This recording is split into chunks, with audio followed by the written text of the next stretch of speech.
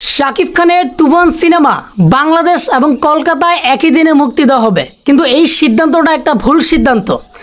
কলকাতায় যদি তুফান সিনেমাটা মুক্তি দেওয়া হয় আর কোনো কারণে যদি তুফান সিনেমা পাইরেসি হয়ে যায়, তাহলে বাংলাদেশের দর্শকরা মোবাইলের মাধ্যমে তুফান সিনেমাটা দেখতে পাবেন।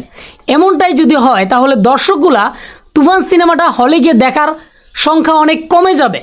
আমরা চাই বাংলাদেশের তুফান সিনেমাটা যেন একই দিনে যেন মুক্তি দেওয়া না হয়, কারণ আমরা সবাই জানি কলকাতার জিৎ দেবের সিনেমা পাইরেসির মাধ্যমে আমরা দেখতে পারি মোবাইলের মাধ্যমে নতুন সিনেমা। এখন যদি শাকিব খানের তুফান সিনেমা কলকাতায় একই দিনে মুক্তি দেওয়ার কারণে যদি তুফান সিনেমাটা পাইরেসি হয়ে যায়, তাহলে এই সিনেমাটা বাংলাদেশের দর্শকরা মোবাইলের মাধ্যমে দেখতে পাবে। তাহলে তুফান সিনেমাটার জন্য অনেক ক্ষতি বয়ে আনতে পারে, কারণ বাংলাদেশে তুফান সিনেমাটা নিয়ে অনেক ষড়যন্ত্র চলতেছে।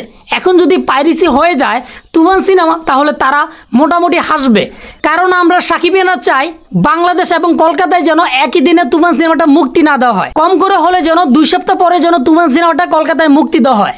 অবশ্যই কমেন্ট করে জানাবেন আপনাদের মতামতগুলো। তুফান সিনেমাটা যদি পাইরেসি হয়ে যায় তুফান সিনেমাটার খারাপ প্রভাব ফেলবে কি ফেলবে না।